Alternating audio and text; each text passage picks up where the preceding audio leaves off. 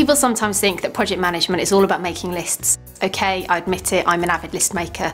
Project management is not about linear relationships, it's about complex interwoven relationships. When you first start working, you won't be running a big project single-handedly. You'll be part of a bigger project team, so it's more likely that you'll be responsible for the smooth running of the project, the smaller crucial details that can sometimes get overlooked. Things like regular team catch-ups, daily checks, keeping the project plan and the team updated. You're going to be using tools like MS Project, so if you have access to these sort of tools now, try and learn how to use them, even for the small things. Think about the process you go for finding a job after university. You're managing different applications in different sectors, arranging different interviews, changing plans midway through, weighing up options in real time. This is project management.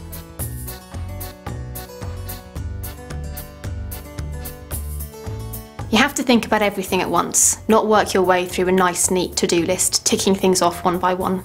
You remember at school when the teacher always said, read all the questions before you start? Remember that. Don't just set off into the unknown with a tick box. Try to think it right through to the end first. You've got to be organised. That sounds so obvious saying it, but it's true. I use MS Project, which starts out like a simple to-do list, and then you group these into phases. The first few months of a project always start incredibly detailed, and you add to the later stages as you go. But you have to keep an eye on the end goal.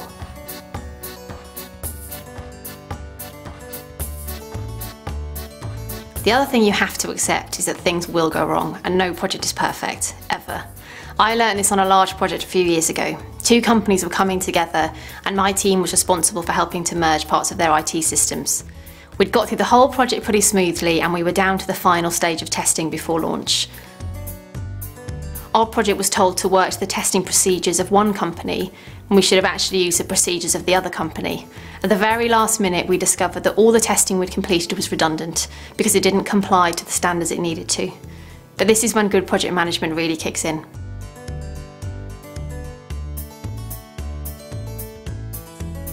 The team quickly transformed from relaxed and confident into focused and up against it, doing an extra set of tests we hadn't planned for. That's when I was pleased I'd worked so hard to build good relationships with my team. I was suddenly having to pull in favour small sorts of people.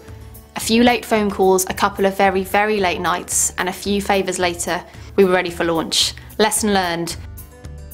Nobody likes a late night, but if everybody understands we're all on the same side, working towards the same end goal, then it's much easier to pull together as a team.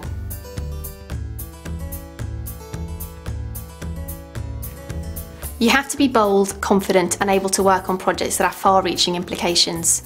You have to understand the wider context of your project. What might seem huge to you might be a tiny part of a much bigger picture. I'm about to start working with a client on a project that will have deadlines every single day. It's going to be incredibly tough, but I can't wait to get started on it. And I suppose that's the best thing about being a good project manager. It opens doors to all sorts of opportunities, because you never know what project could just be over the horizon.